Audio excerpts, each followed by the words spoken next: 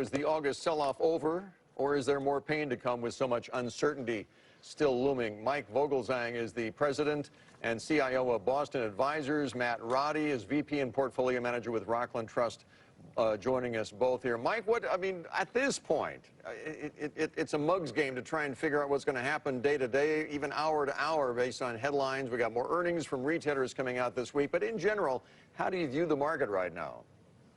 I hate to play a mug's game, Bill. That's all I know. Look, I think it's reasonable, and the data is telling us to be a little more cautious as we head into the second half of the year, or sort of the fall season. There's no question the economy is beginning to slow down a little bit. Some of the bites from Europe and China are slowing things down a little. We've been very, very bullish all year to a great extent, and we're coming off that a little bit right now. So I don't think it's a huge change, just a little bit less at the margin. Yeah. Matt, what do you think? Yeah, I would agree. I mean, we've had this tremendous run up here this year, and at this point, I think it's maybe time to think about doing some profit taking. I mean, the central banks around the globe are going to try and fight against this slowdown that everyone's so worried about, so that's going to help. But that's going to be, there'll be some volatility trading between the tariffs on the one hand and the central banks trying to fight it off on the other hand. So I think it'd be reasonable to take profits and put on the safe side of the portfolio for now.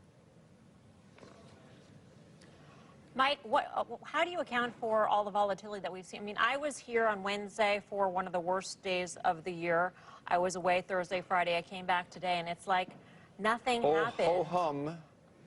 Yeah. Exactly. So in terms of all the prognostications of bond yields going down to 132 and possibly below 1% or even to 0, I mean, what do you make of all that, and what is the message to investors at this point? I think what happens is when you're starting to get consensus that the underlying fundamentals in the economy are beginning to change, even at the margin, you start to get portfolio rotation, right? And I think with big portfolio rotation, you start to see more volatility. We've had this really bipolar sense of, as you pointed out, Wednesday we had this big risk-off day. Thursday, Friday, big risk on. Again, today we had big risk on. To me, that's what's going on when people are uncertain about the future and they're starting to change their opinion. You just heard Matt and me both say we're beginning to sort of edge at the margin a little more conservatively. I think that's what's going on. I just think it's not as clear-cut as it used to be. Is tech conservative in your view? I mean, that's one area that you're still strong on. You feel strongly about. Yeah, we like earnings growth. We like revenue growth. We like good, positive, strong cash flow. And it's hard to disrupt the leaders in this economy right now. The market is just being dominated by a relatively select group of really, really strong and well-run companies, and hard to bet against them at this stage. And Matt, you're playing defense in that you like the utilities and the telecom. So are you among those who see interest rates going much lower from here?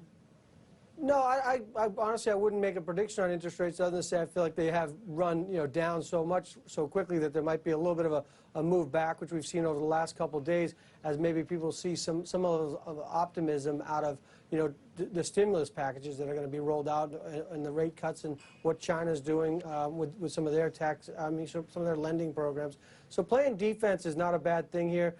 Bond proxies, as bond investors look for other places to put their money, they're going to look at those telecoms and those utilities, which are domestic, don't have to worry too much about the tariffs and taxes, and can make those, kind of maybe some safe places to put money. And I would kind of be a little bit more cautious than Mike on the technology and global industrials, just because, you just don't know which way things are going to swing when it comes to these tariffs and trade wars. It's sort of like that game with the maze when you were a kid with the ball, and you never know where you're going to fall into a hole. The landscape's shifting too quickly, so that it gets complicated for those companies to commit. Before we let you go, Mike, your list of likes includes Walgreens, Lam Research, Booz Allen, and Starbucks. That's quite an array there. Is there a theme to this? There's two themes. One is sort of deeper value. Walgreens and Lam Research we think are really strong value candidates, particularly Walgreens. It's just a matter of waiting till that cycle works, and then you're going to make some money there. The other two are really sort of market leaders, right? Booz Allen and Starbucks have done really, really well this year. They're sort of close to their all-time highs, and it's just really hitting all cylinders in the business. So we try to look for two things. One that are really working and they're expensive, a couple that haven't been working quite as well and are give you a little more value. Mike Vogelzang, Matt Roddy, both with their finger to the wind right now. Thank you both for joining.